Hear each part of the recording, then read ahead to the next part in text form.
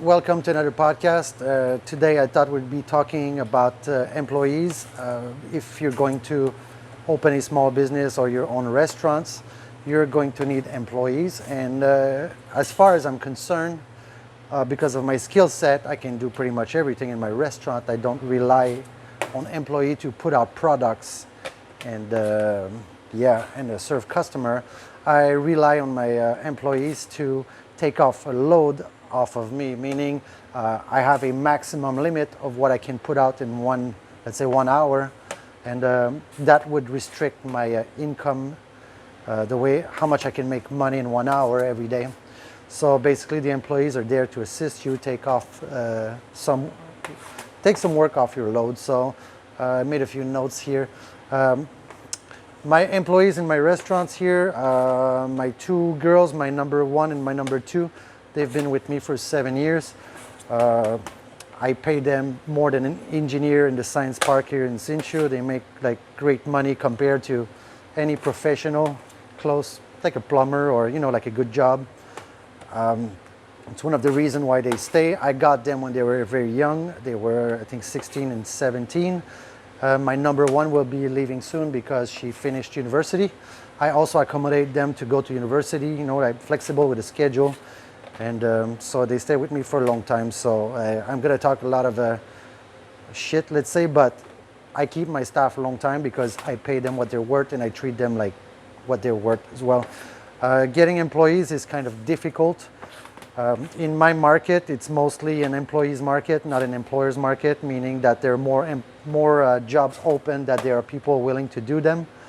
In Taiwan, they don't really want to work. Every household is multi-generational, so basically you got grandpa, grandma, and papa, and they all live in the same house. So meaning kids here in Taiwan, they don't need to get a job and get out of the house. Pretty much their rent is paid forever as the parents bought the house is paid, and they don't have the financial load that we would have in America and Europe, so that's one thing to look at.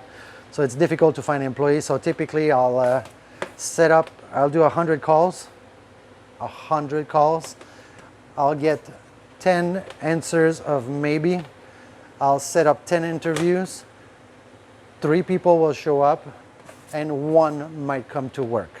So basically, because this is so labor intensive, I have to resort to use human resources that are not cheap. So another thing you need to remember with employees is that they always think that they can do your job. And it's right, it's true to a degree, right? They can do part of your job. If I hire a cook, he can cook. Hopefully. If I hire a waitress, she's a waitress. I do both, right? So, and then I do the accounting, and then I do the human resource, and then I deal with the customer, and then I pay with bills, and then, so mostly employees, they only see what they're doing, right? And then they base their evaluation of themselves. The boss is terrible, I can do whatever he does, and, I could do better if I was the boss, but actually you can't, because if you could, you'd be the boss, and you're not. So basically, you can't save enough money to start your own business, meaning you already have management skill with your money. So that's that for that. So like I was saying, interviews, I set up 100. Hiring an employee costs more than the actual salary, right? The salary is only the tip of the iceberg. Salary of an employee. On top of that, in most countries in the world, you have a retirement plan that you need to pay. You have health insurance you have to pay. You got vacation pay you got to pay. And you got a lot of costs related to that. And then if you want to go a little bit further, to do all this work, I have to hire accountants and lawyers to set up my contracts. And then after that, I need to do the payroll. There's cost to that as well. There are bank fees and like lots of stuff going on there. So basically, the rule of thumb for an employee is that they cost 20% more than what you actually pay them. So let's say we're just going to use a number like a figure of speech. If let's say you pay them $100 a month, then actually they cost you $120 a month.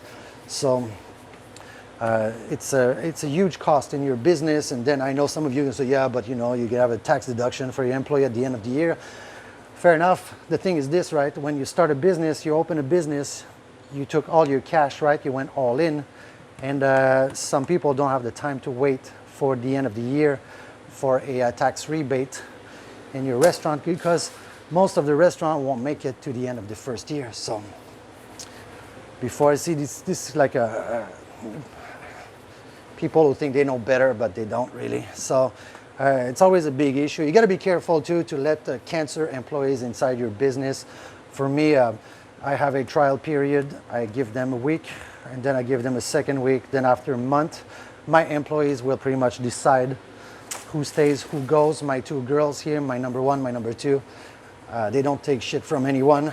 They're serious people. They do this professionally.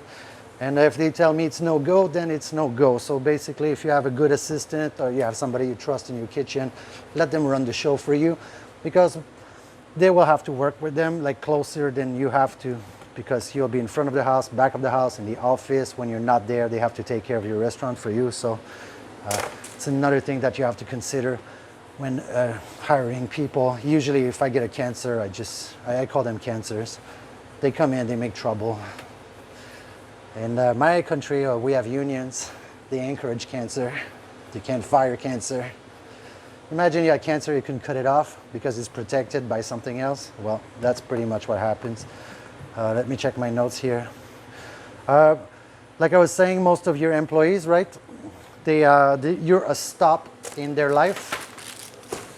You are not their priority. You know, if you're a chef or aspiring chef, one day you hope to open a restaurant. I had countless of employees who did that. Usually when people do great by me, right, they do their contract, they stay until they say they stay. I will help them to set up their restaurant, and I will help them with the suppliers, and I help them with everything. You know, for me, I'm very confident in my food, and I'm very confident in my restaurant, my skill, and my people skill too. So that's why I'm not really worried, you know. And plus, you can't eat in the same place twice in a week, so might as well send it to somebody who you actually like. If they leave in bad terms, though, I help them with nothing. I don't badmouth people because there's no point. You know, I believe in karma. There's no point for that. I will help them out. One thing you got to remember too, right? When you hire workers, they have sick days. Ladies, they get pregnant. You know, say, yeah, getting pregnant is a human right. Sure, but I'm paying for it, so. You know, like here in Taiwan is a 2 months paid vacation at like 80% for pregnant women. So if they get pregnant, I'm on the hook for it. I don't understand how this happened. Like seriously, you're gonna say maybe I'm crazy, but you make a choice to get pregnant. You're planning to get pregnant, and in your plan, it includes that I will pay you. I'm not your husband, I'm not your wife, I'm not your cousin, I'm not your mom, but I'm still gonna pay for it. I find it very weird. Also, you need to remember that a lot of workers, they miss work, right? They have sick days. So when you hire people, you always got to keep in mind that some will get sick and they won't show up. And in a restaurant business also, right, you got two kinds of people. You got the professionals who are aspiring to move out and do their own thing, which is great because they're motivated usually. And you got the people who can't get a job anywhere else. So a lot of alcoholism, a lot of drug use as well. So you got to be vigilant for this. So if you got an employee who's an alcoholic, right? Well, he's going to miss a lot of days. His grandma probably going to die 7 times. You won't remember he told you, but you will, because you're not high. So that's another thing to think about. Like I was saying, 2 kinds of worker. You got to be careful with kids coming out of cooking school, right? They come out, they're high energy, which is great, right? And they just learned everything by the book in the restaurant. By the book is not how a restaurant is operated. By the book is good for school because it's a good base, but in a restaurant, it's not how we operate. There's a lot of shortcuts that they don't learn because it's not the school's job to teach them. They need to teach them the base, a good base, right? Then after that, they can make their own path with that. So usually they'll come in and they say, well, it's not how we do it, and it's not, they don't have a lot of work experience as well, so it's not how we do it, and my teacher told me, blah, blah, blah. And it sometimes create a little bit of chaos, but youngsters, it's got to be expected that you're gonna have to do some teaching, right? When you're looking for an employee in a restaurant, you focus on teachability, right? Will this person listen to you? Will this person learn from you? Will this person, because basically we're educating. I've sent so many chefs out in the world, right? Sorry, I gotta put this in the oven. I've sent so many people out in the world, right? When I was a kid, I was in a restaurant, right? And I got free education, I got paid for it, but apparently people forget about this. They think that first, you never pay them enough, and two, you don't know anything, you don't know what you're talking about. And yeah, and basically they don't see that they're getting a free education on your dime, right? They say, yeah, but I'm working for it. Yeah, but you're getting paid for it, so hence you're getting a free education here. If you weren't getting paid and I wouldn't charge you to educate you, then it'd still be free education, but you'd just not be getting paid for it. So it's a little bit of things like this, right? I'm just gonna wait, this is gonna raise. So you get a lot of people with wrong attitude that comes inside your restaurant, right? You're just a stop on the way. Nobody, unless you're a professional, usually you're just a stop. Oh, one day I'll have a better job, or one day I'll win the lottery, or one day, and then that one day never happens, so they end up being 50 years old still washing dishes in your restaurant. So people with great plans, great ideas, but it's not really coming out the way they want it. They get resentful, they drink, and then they take drugs. So anyway, yeah. Mostly what I try to do is I can do pretty much everything well, no, not pretty much. I can do everything by myself. I do the plumbing. The only thing I don't do is electricity. I don't know why it scares me, and I don't want to learn about it. So, yeah. So when you find some workers like this, if you find good ones, right? My wife has she's in my my other restaurant, and she's saying she's on the cheap side. So they're expensive, they're expensive. I said, yeah, but if you pay them what they're worth or above market price, you're gonna keep them, right? The question is, do they make your life easier? If yes, then you pay them accordingly. If they make your life harder, then you just fire them. And firing people, if you keep them for too long, it becomes expensive to fire people. You can't just fire them and not give them a severance package. You have to give them severance, and they can sue you. I had some employees who tried to sue me, and then they lost in workers' court, whatever it's called here, because it made no sense, right? You're trying to kill people, you're not getting compensated. We don't have unions to protect them like this here. So anyway, it's just things you need to think about. If you think you're gonna build, I have a friend who built a restaurant in the next city next to mine, right? He was building for 2 months, and he thought, well, I'll find workers while I'm building. His restaurant's been completed about a month and a half ago. It's still not open because he cannot find workers. So you got to be careful how you plan things around your restaurant. So anyway, that was that for today. If you have any questions or any comment, leave it in the comment section.